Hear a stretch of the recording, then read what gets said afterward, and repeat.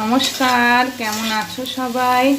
আশা করি যে যেখানে আছো সবাই খুব ভালো আছো, সুস্থ আছো। তোমাদের ভালোবাসার আশীর্বাদে আমরাও ভালো আছি।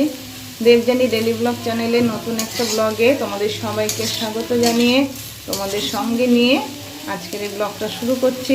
সারাদিন তোমরা আমার সাথে থেকো, আশা করি ভিডিওটা ভালো লাগবে। কেমন যে আলু ভাজা হচ্ছে, আর এইদিকে দেখো কুমড়ো ভেজেছি, আর এইদিকে শুক্তো করে রেখেছি। সকালে শুক্তো, আলু ভাজা আর কুমড়ো ভাজা। আর এইদিকে করবো পুঁই শাকের চচ্চড়ি। পুঁই শাকগুলো কালকে এনেছে বলে পাতাগুলো একটু কেমনই হয়ে গেছে। আর সবজিটাও বানিয়ে রাখা হয়েছে, সব ধুয়ে রেখেছি আর কি।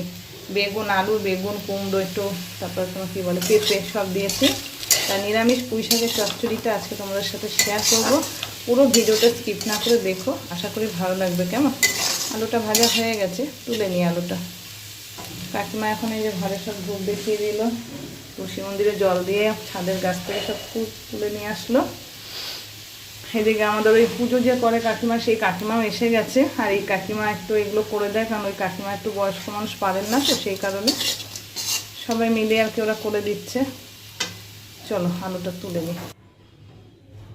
হয়ে গেছে আলু ভাজা, তুলে নিয়েছি। এবার কড়াইতে তেল দিয়েছি, তেলটা গরম হয়ে গেছে। দুটো শুকনো লঙ্কা ছিঁড়ে দিয়ে দিলাম ফোড়নে।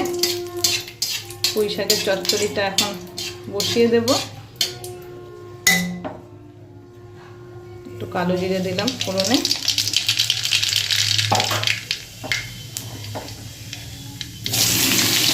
সবজিগুলোকে সব আস্তে আস্তে দিয়ে দেবো। 5-6টা কাঁচা লঙ্কা ছিঁড়ে দিলাম। আগে না শুধু তেলে দিলে ফটফট করে ফুটে আসবে বলে একটু পরে দিলাম।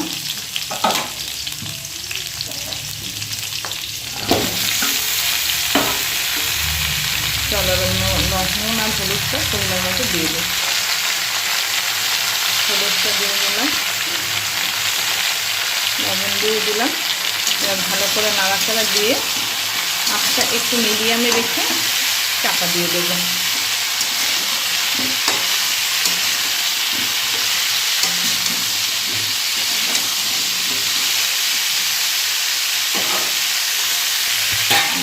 ঢাকা দিয়ে দিই, আঁচটাকে একটু কমিয়ে দিলাম।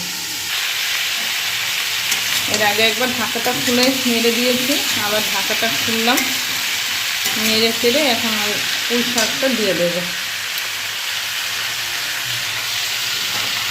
চলো পুঁই শাকগুলো সব দিয়ে নিই। পুঁই শাকগুলো সব দিয়ে দিয়েছি, এবার ওপর দিয়ে নুন হলুদটা দিয়ে দেবো। দিয়ে দিলাম নুন হলুদ। চলো এবার ভালো করে মিশিয়ে দেবো, দিয়ে ঢাকা দিয়ে দেবো।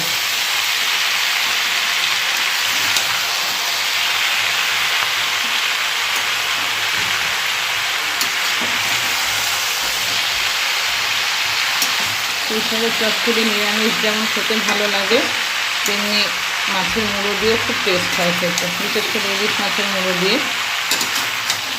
আমাদের যেহেতু নিরামিষ চলছে, আর আমাদের মাছের মুড়োটা একটু কম হয়, তারপর সবাই খায় না, ওই কাটা কাটা মুখে লাগে বলে, সেই কারণে আমাদের নিরামিষটাই বেশি হয় আর কি। এই কাজটা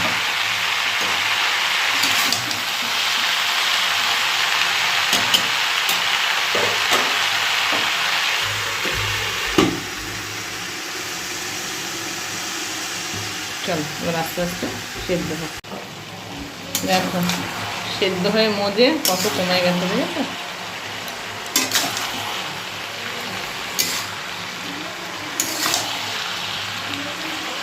এর মধ্যে না সর্ষে বাটা দিলে, সর্ষে কাঁচা লঙ্কা বেটে দিলে খুব ভালো লাগে নিরামিষটায়, কিন্তু দিতে পারতাম, আজকে দেবো না, কারণ পিসমণিও সর্ষে বাটাটা খায় না। এবার তো নিরামিষ তরকারি এই দিয়ে তো সব খাবে, এবার পিসমণি যদি না খায় সেখানে কেমন দেখায় না। অন্য সময় যেমন মাছ থাকে, মাছের সাথে হয়, ঠিক আছে মাছ আছে মাছ দিয়ে খাবে, আজকে তো সেটা হবে না, সেই কারণে আর সর্ষে বাটাটা আমি দিতে পারবো না আর কি।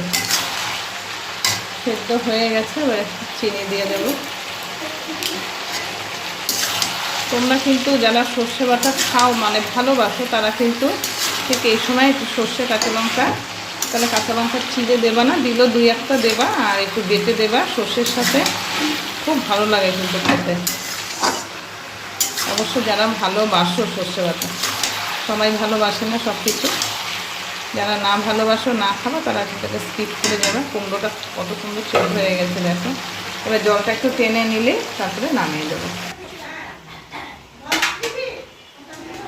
ঘোষ কাকু চলে এসছে দুধ দিতে, 10:30 বেজে গেছে। 10:30 থেকে 11টার মধ্যে কাকু ঢোকে, একদম ফিক্স টাইম এটা।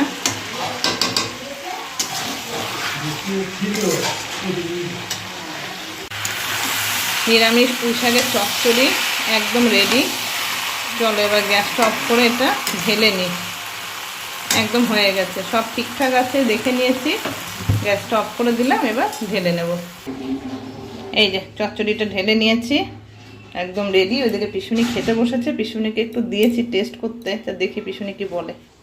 পিসুনি দেখেছো একটু কিছু লাগবে? আর আমি ঢেলে ঠিকঠাক, আচ্ছা আমি ঢেলে নিয়েছি। এটা কুমড়োটা কেমন পিসুনি বলো? দারুণ।